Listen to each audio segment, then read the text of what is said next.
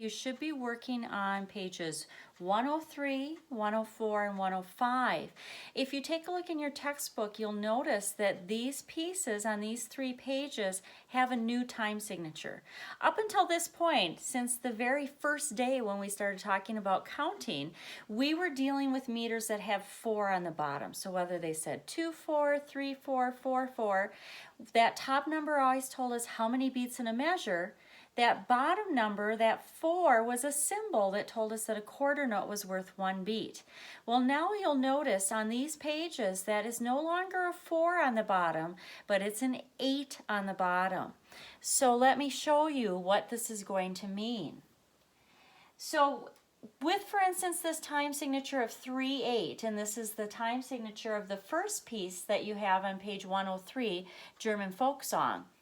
That top number 3 is still telling us how many beats in a measure. So there's going to be 3 beats between each of those bar lines. That bottom number now, though, is an 8. An 8 on the bottom is telling you that it's no longer a quarter note that's going to get 1 beat. It's an 8th note. So if I were to draw a chart of what my rhythm would look like, an 8th note is now worth 1 beat. That would go for an 8th rest as well. A quarter note, which has 2 8th notes in it, would be worth 2 beats now, since those are each worth 1. And again, my quarter rest worth 2 beats as well. If I put a dot on side of that quarter, like we learned last week, that makes 3 8th notes in there, 2 in the quarter note. That third one is being added by the dot. If those are each worth 1 beat, that means my dotted quarter is now worth 3 beats. And yes, you can have a dot by a rest as well. My half note, there's 4 8th notes in there, so 4 beats, corresponding rest. My dotted half note has 3 quarter notes, which means 6 8th notes in there, and that's where I'm getting those 6 beats. So essentially, everything is doubled from what we had with that 4/4 meter. So on the top of page 103, you have some clapping exercises that you can do. You can clap them on your knees. I encourage you to set a metronome at a speed that maybe somewhere around 72. Use that as your 8th note click, and 1, 2, 3. So I'm going to help you. I'm on page 103, and let's do this first rhythm exercise up here at the top. So it's 1 line long.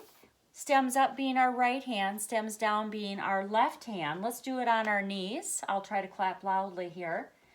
So giving us a measure, then our right hand's going to start. 1, 2, 3. 1, 2, 3. 1, 2, 3. 1, 2, 3. 1, 2, 3. 1, 2, 3. 1, 2, 3. 1, 2, 3. Tie. 2, 3. So I hope you're seeing how this meter is working. On that second example, you've got a quarter note. That's going to be 2 beats. Your 8th note worth 1. That makes 3 beats, and that's why your bar line is there. Next measure's 3 8th notes, so 1, 2, 3. There's your bar line. So clap through that one together. German folk song, the piece on this page, has a key signature of G. This is an easy one to count because it is straight 8th notes. Again, your metronome would help you there. When you turn the page, on page 104, you've got some more rhythm drills to do. They're counted the exact same way because I still have an 8 on the bottom. The only thing that's different is that my top number is a 6, so telling me that there are going to be 6 beats in each measure. So let's take a look at the top example of rhythm in this one. So again, let's clap through it, stems up being your right, stems down being your left. This is a 2-line example. Let's count off a measure of 6. 1, 2, 3, 4, 5, 6. 1, 2, 3, 4, 5, 6. 1, 2, 3, 4, 5, 6. 1, 2, 3, 4, 5, 6. 1, 2, 3, 4, 5, 6. 1, 2, 1, 1, 2, 1, 1, 2, 1, 1, 2, 1, 1, 1, 1, 1, 1, 1, 1, 2, 3, 4, 5, 6. So notice on the second line of that example, instead of counting through to 6, I was just counting what each note was worth. Remember, that's a great way to count. We've talked about many ways to counting. Eighth, eighth, eighth, quarter, dot, quarter, eighth. You can get those words to work for you too. So Pop Goes the Weasel, your piece on 104. Notice there's no flats or sharps in this piece. So that means you've got the key of C. Notice that when you get to the next to last measure, so measure 7, in that right hand you've got an interval of 6. We were just starting to see some pieces with this when we were together in person last. So notice that that right hand pinky is going to have to stretch up to that A. There are 2 more pieces I'd like you to take a look at with this new meter on page 105.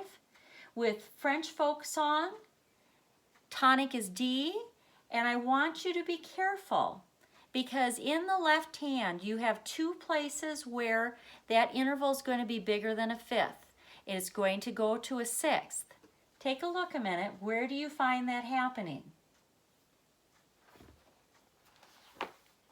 Hopefully you see that it's happening right here in measure 3, tied into 4, and then it's happening again here in measure 6.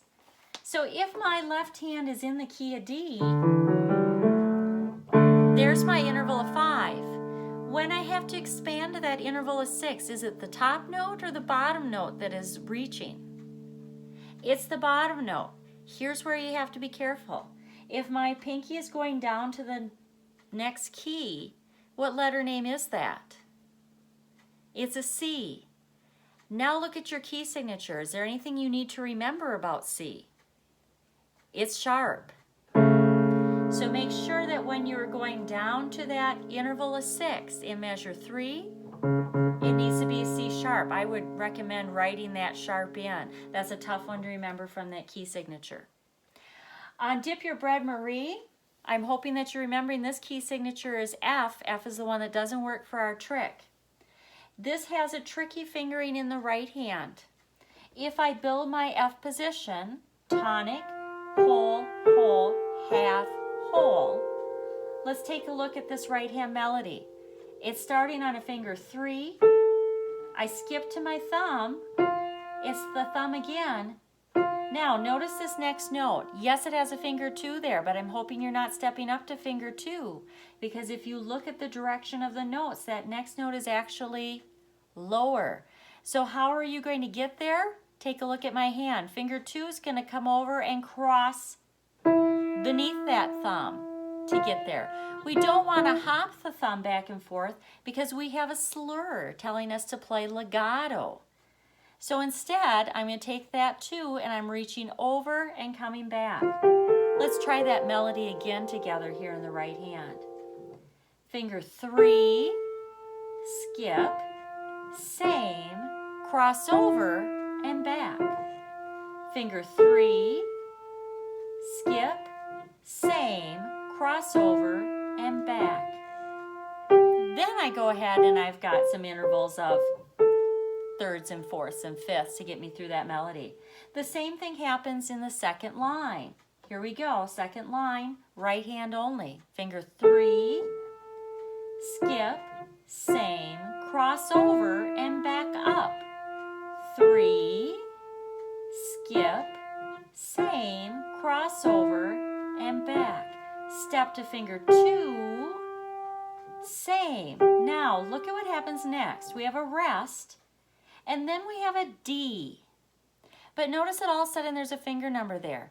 Remember that we said if all of a sudden in the middle of a piece you have a finger number that creeps up, take a close look at it. Most likely it's there because you're going to need to move your hand.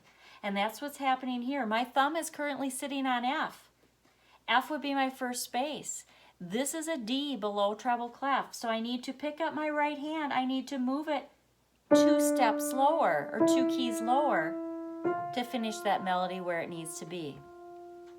With the left hand with Dip Your Bread Marie, you've got intervals of 5. Notice that you've got 2 places where it expands to that interval of 6. So again, think about what that note is that you're reaching to. Double check to make sure that note hasn't been altered in your key signature. All right, if this meter is not making sense or you would like some help with it, please remember that I'm happy to do some mini practicing together through either FaceTime or Zoom. All you need to do is send me an email and we'll figure out a time to get together. Otherwise, I hope that this explaining of 3/8, 6/8 makes sense. Metronome is your best friend. That can help you a lot with your counting. Watch out for these intervals of 6 in these pieces.